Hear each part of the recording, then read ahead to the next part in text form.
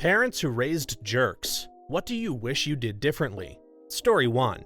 You don't have to win every power struggle. I don't have jerk kids, but I do think I've learned a lot from having 4 very different kids. And I think too many parents, 1, think the same strategies work for all kids, i.e. rule, consequences, behavior falls in line, rinse and repeat, and 2, focus on the behavior rather than the cause. If you have a kid who doesn't respond to your parenting style/philosophy, you should rethink your approach. It's not all the kid's fault. Some kids will burn their lives to the ground to make a point. I have one like that. For too long, it was a vicious cycle of kid acts out, I punish, kid is angry, acts out more, I punish harder, kid is angrier, acts out even more, and I punish even harder. And on and on and on and on and on. Something needs to break the cycle. For instance, if your kid is challenging your authority, it's usually a bid for more independence. They're trying to be more mature, and they want your adult respect. You don't have to excuse the bad behavior. Consequences are okay, but you also have to look for ways to help your kid get that need met. You don't have to tie it to the actual incident, so it doesn't look like a reward. Give them more responsibility for themselves. Let him walk to school alone if he doesn't get to do that. Quit bugging him so much about what he does with his free time, even if you think he should be getting more fresh air. Look for any opportunity to let him choose something. We're going to do something as a family on Sunday. You can choose what we do, or where we eat, or whatever. Don't tell him when he has to do his chores. Let him set his Saturday schedule. I need you to mow the lawn and do the dishes today.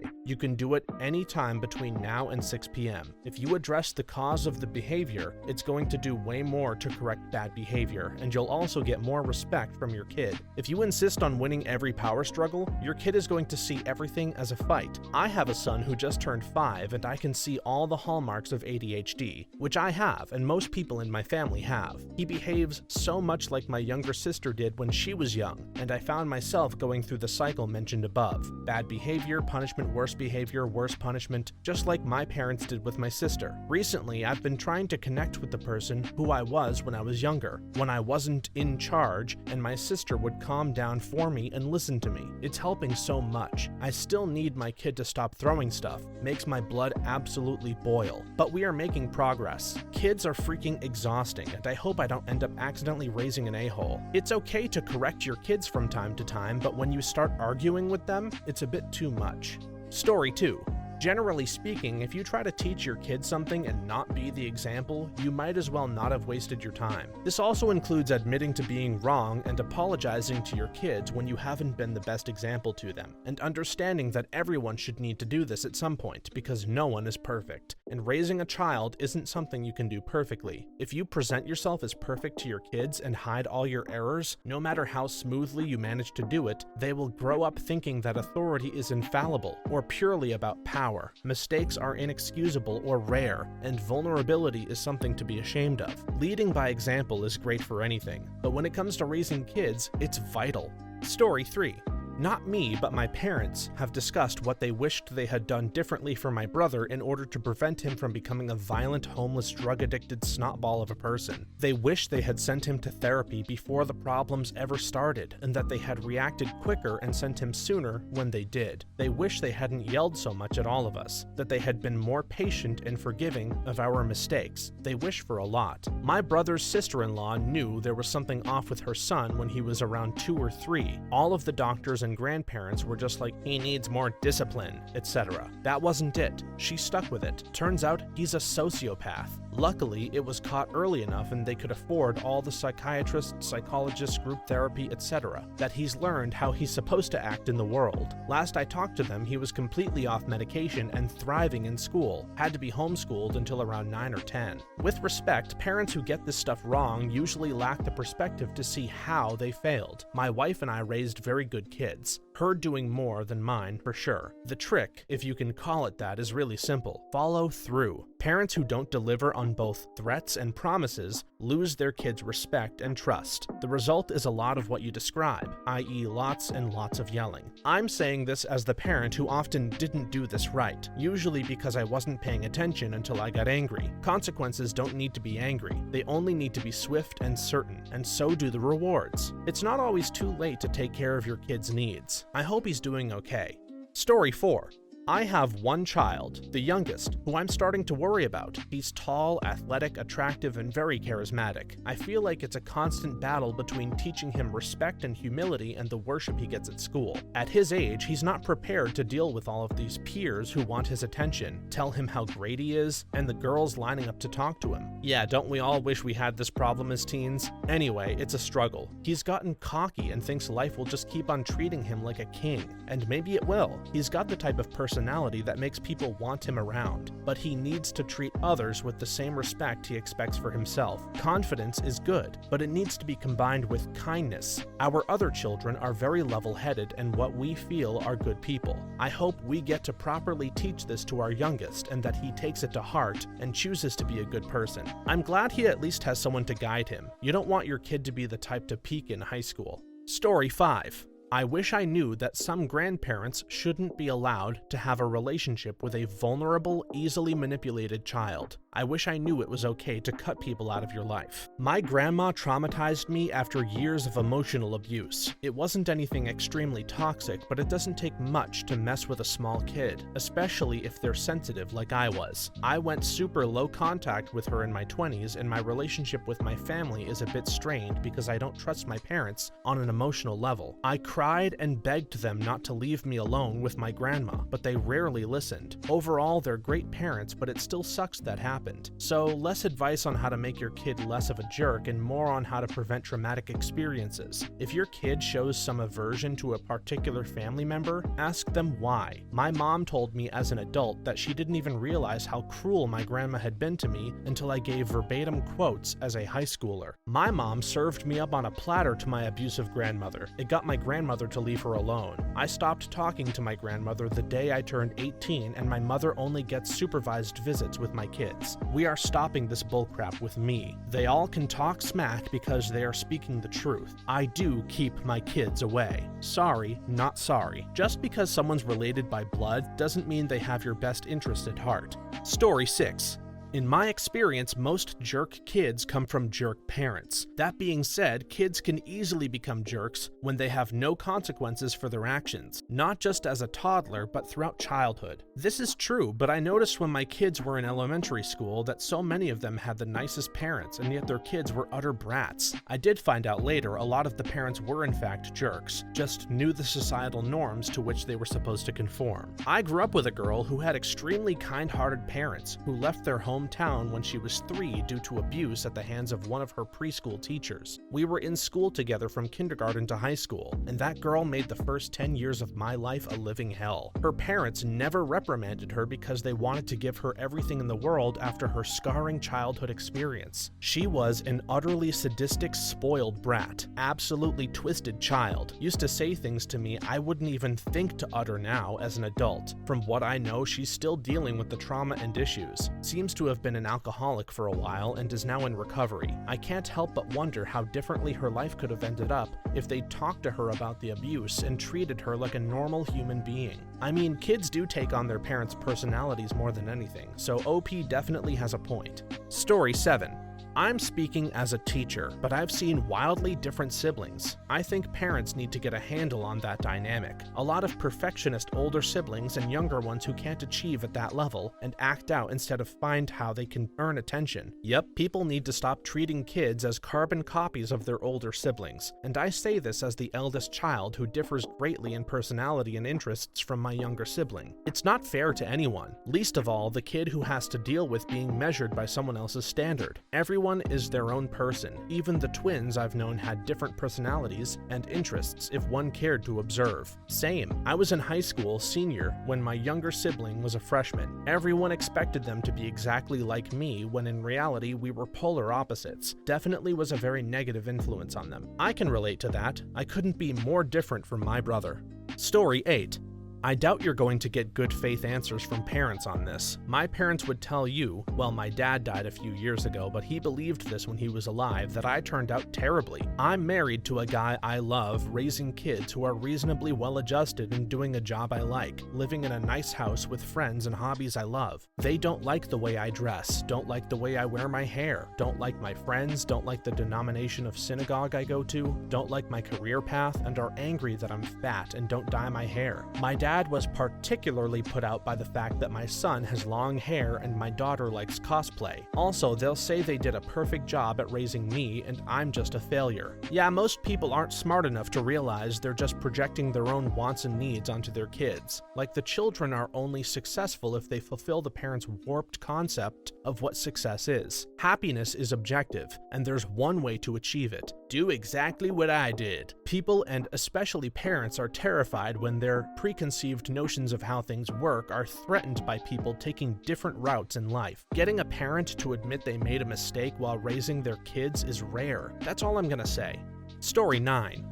In my opinion, the one defining characteristic of bad parents is being resentful of their own children. Resentful that they took some of their freedom, resentful of their youth, resentful of their opportunities, resentful of their intelligence, resentful of their beauty, of their possessions, of their education, of their accomplishments, of their happiness, etc. I think this is far more common than most people realize. These parents may consciously provide for their kids while they unconsciously sabotage them. The kids pick up on this and end up aspiring to their parents' unspoken expectations. Good parents want their kids to exceed their own achievements and, most importantly, to be happy. Good parents are empathetic to their children. They're happy when their kids are happy. They're sad when their kids are sad. Resentful parents don't really want their kids to be happy unless they credit the parents for their happiness. No achievement belongs to the kids, but every failure does. This is my mom. She was a teen mother and never owned up to regretting her decision, but it came out in her contempt for me. If I wasn't popular enough, I was disappointed, but if my teachers bragged about me, she seemed annoyed. The constant comments about her body versus mine, the contempt was in everything she did, but she would make a big show of us being besties. We haven't talked in 7 years, and going to North Carolina was like coming up for air. My father was adamant that my siblings and I wait until our late 20s at least to have kids. My parents had the first of us at 19, unplanned, and while we've never doubted that they love us, and he's never said it out loud, I do know my dad regrets having that responsibility dropped on him so young. I've seen this exact thing happen so many times, it's more common than you'd think. Story 10.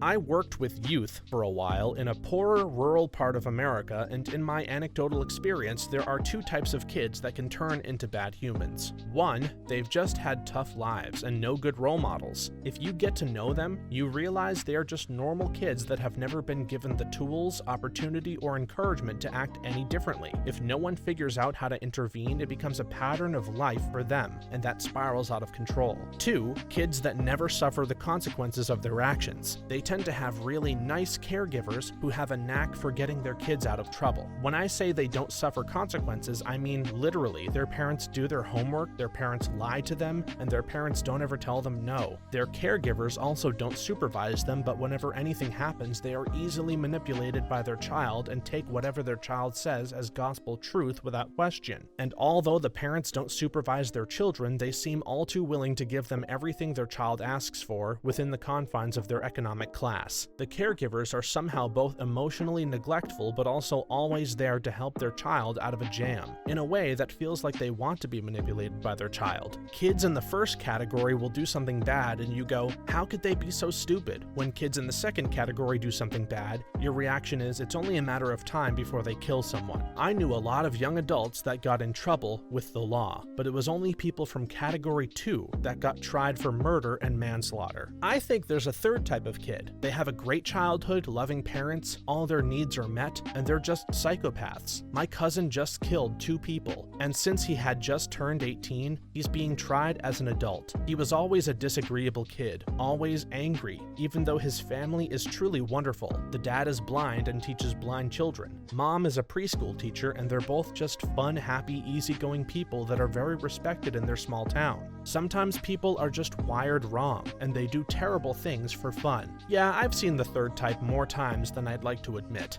Story 11.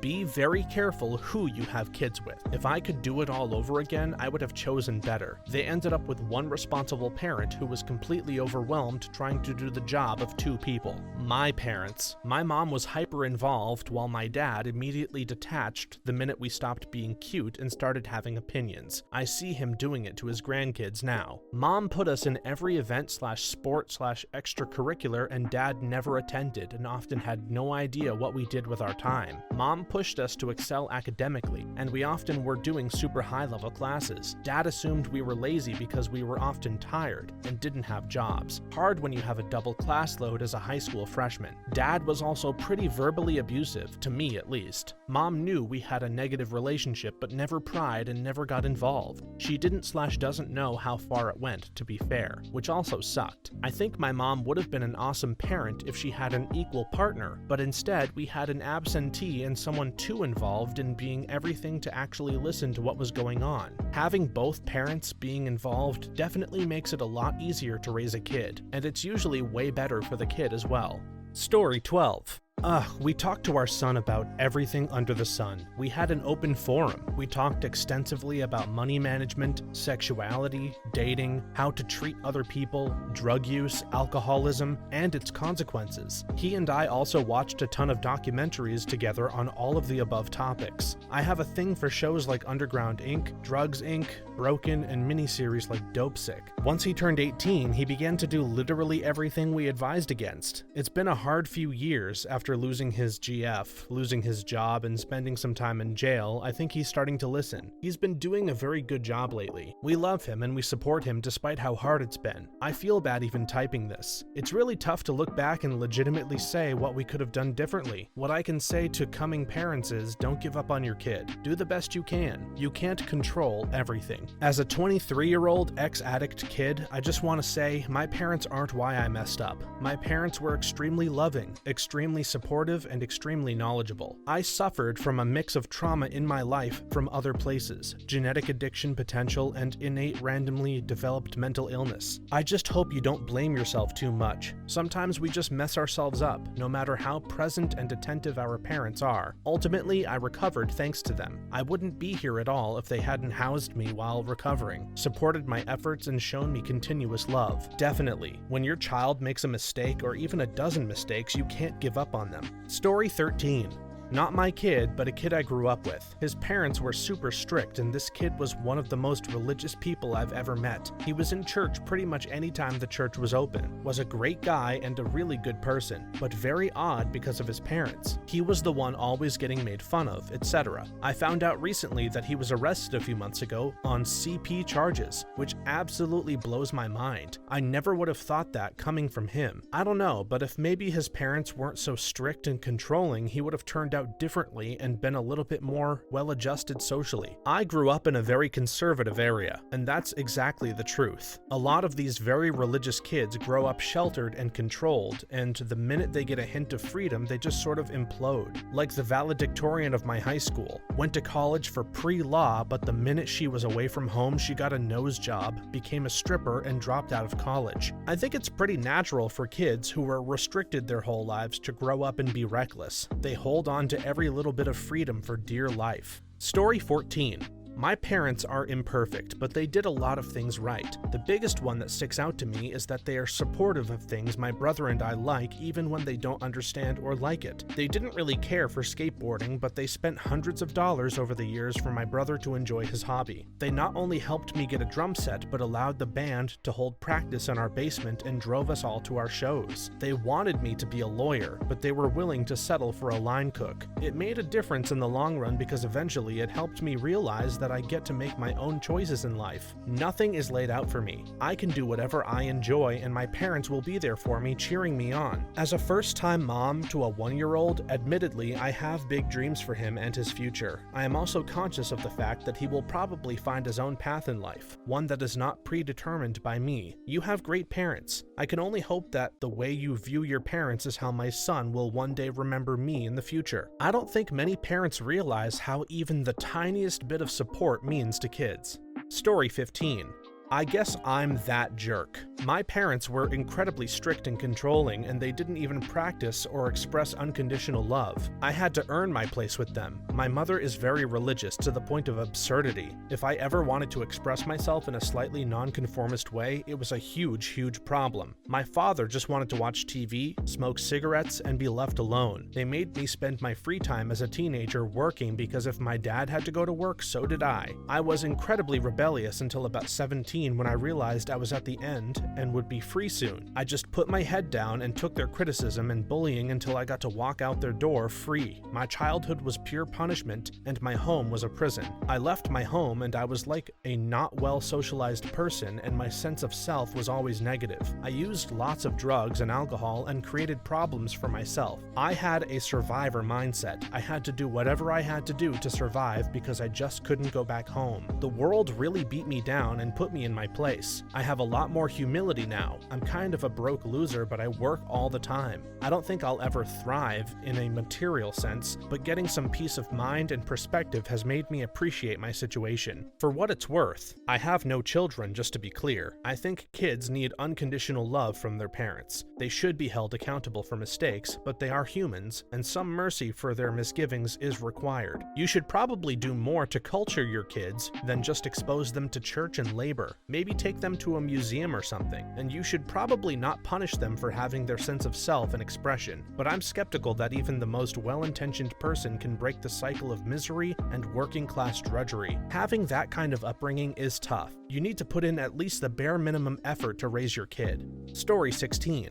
Sent them to a private school so they didn't have to associate with or get beaten up by aspiring gangsters. My friend pulled her kid out of a public high school because she worried about the drugs there. Turns out private school kids do drugs too. In fact, they tend to have better access to the pills. My best friend's dad asked a neighbor kid if they had drugs at the high school. The neighbor's kid's response of, "Yeah, what do you need?" was not encouraging, and he sent his son to the parochial school. Joke's on him, the public school effectively segregated the ne'er-do-wells from everyone else, while the parochial school's failsons were friends with everybody. Private schools are not a solution to any problem with public education, period. Story 17.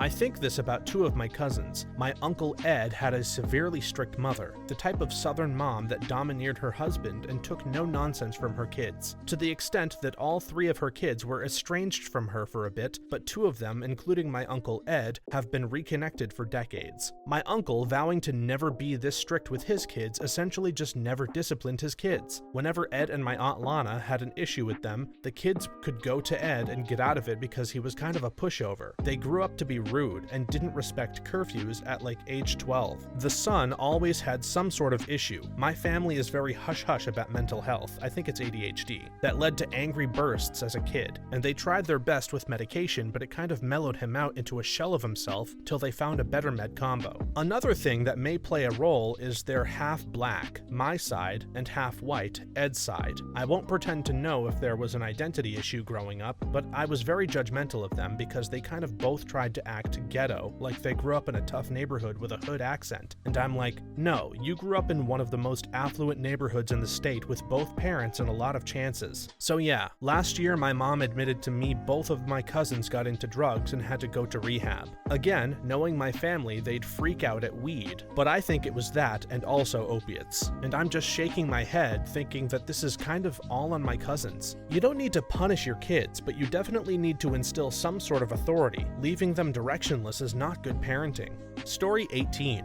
As someone whose sister was a complete nightmare that was always given the benefit of the doubt even when she was clearly wrong, this is because my parents wanted to be fair to her, resulting in them being unfair to me. I just wish they went a little harder on her. Whenever she did something, they'd just tell her not to do it, and then she'd do it again the very next day. While if I did something similar and then the next day did it again, I'd get screamed at for half an hour. Because of this, she got away with anything, and whenever I told my parents that she keeps doing it because they were going too easy on her, they'd just get mad at me. Sounds eerily similar to my little brother. He could do no wrong growing up. My favorite example was he shot me in the eye with a Nerf gun, and me being a 10-year-old child, I cried because it hurt. My little brother then got upset because I was crying, so I got in trouble for making him cry. I could write a damn novel on the inequities between us. It would truly blow your mind, and I'm the good one that my parents never had to worry about. I can relate to that. Parents are just plain unfair sometimes.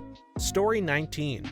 The only thing you can really do is teach them. They will become who they will become eventually. Also, when I say teach them, don't just preach things. Lead by example. You want to teach them to be kind and generous? Then do those things yourselves. If they watch you serve others in need and get joy from that, or love those around you, they may grow up wanting that joy for themselves. You want them to be responsible with alcohol? Show them how to be responsible. Do you want them to learn from their mistakes? Then when you make a mistake, own up to it and apologize. Show them no one should be too prideful to admit they were wrong and do better the next time. If you preach kindness and such, but your actions show otherwise, it will come off as hypocritical. Kids know when you are sincere. This is what I try to do, especially admitting I was wrong. I tend to get frustrated really quickly and have a temper. However, I cool off just as fast. I make sure if I ever snap at my daughter to apologize, explain I was mad or frustrated, but I should not have taken it out on her, and give her a hug. I think this is something I would have benefited from. My parents weren't big drinkers. In fact, they didn't drink at all. That's certainly not a bad thing, and they had their reasons, but the extent of advice they gave me on the topic was don't drink or do drugs. I was going to try these things regardless, and I did, but I feel like I would have benefited from someone being able to tell me how to do these things responsibly instead of just trying to get as intoxicated as possible. This is something I plan on doing differently with my kids. I don't drink or do drugs at all anymore, but I plan on at least having the conversation past just, hey, you really shouldn't do this stuff, and instead telling them how to be smart about it and encouraging them to come talk to me before doing something stupid. Once again, leading by example is the way to go. Kids learn from your own experiences. Story 20. Everyone should read about attachment theory. Most of your life's relationships are heavily dependent on how you were parented in the early years of your life. Be more supportive and loving with your kids. I just had a conversation here yesterday with somebody where we concluded that your romantic relationships and treatment of partners are almost entirely related to how your parents treated you and each other, and how your first relationship goes. You're totally on the money. There's nothing I wished for more than for my parents to support the things I actually was interested in. They not only largely didn't, but my mom cried when I told her I wanted to make video games when I grew up. I'd been making maps for the Marathon series, an old FPS series by a tiny little studio called Bungie, who went on to make Halo and whatnot if you aren't familiar. They refused to believe that video games were a viable industry, and I ended up in marketing somehow, caring 0% about my work beyond paying bills. Yeah, the early stages of childhood are crucial. You're basically molding an entire human being. Story 21. Don't praise kids for being smart, even if they are. If you do this, the first time they find something academically challenging, they might think they're not smart anymore, or that you lied and they were never smart in the first place. Praise them for their willingness to try, to problem solve, and to persevere. My kid isn't a jerk, but he is an underachiever who lacks confidence. I put too much emphasis on his intelligence and not enough on hard work. I think it's a narrow line to walk, though work ethic and perseverance are definitely qualities worthy of praise. That said, a smart kid might hear about it from classmates, teachers, grades, etc., at which point it might feel bad if the parents don't praise intelligence. When/if they realize they are talented, ignoring it might seem dismissive. Anecdotally, if my classmates in grades tell me I'm smart but my parents avoided saying it, I'd probably feel like they were expecting more. As a whole, shifting towards celebrating effort is probably a good idea, though parenting is hard and there's no universal formula, although I think there is still room to praise talent. Not sure if I completely agree with this one. Sure, you shouldn't shower your kids with praise all the time, but you should definitely let them know when they're doing a good job. Story 22. You don't engineer your kids. You don't create their personality. They come complete. You can ruin them, but you can't design them. They are who they are. The whole revelation of parenthood is realizing you aren't going to be the parent you want to be. You're going to be the parent your kid needs you to be. It's not all about you. Well said. I believe our job as parents is to nurture and guide them into becoming the best versions of themselves they can be, not to mold them into what we want them to be, except when it comes to general kindness and empathy. Those are non-negotiable in this household. Even babies have personalities. They just develop over time. Thanks for watching until the end. If you have a similar story that you would like to share with us, please leave it down in the comments below. If you enjoyed this video, please leave us a like and subscribe. For more videos like this one right now, please stop by our channel. Thanks again and see you next time.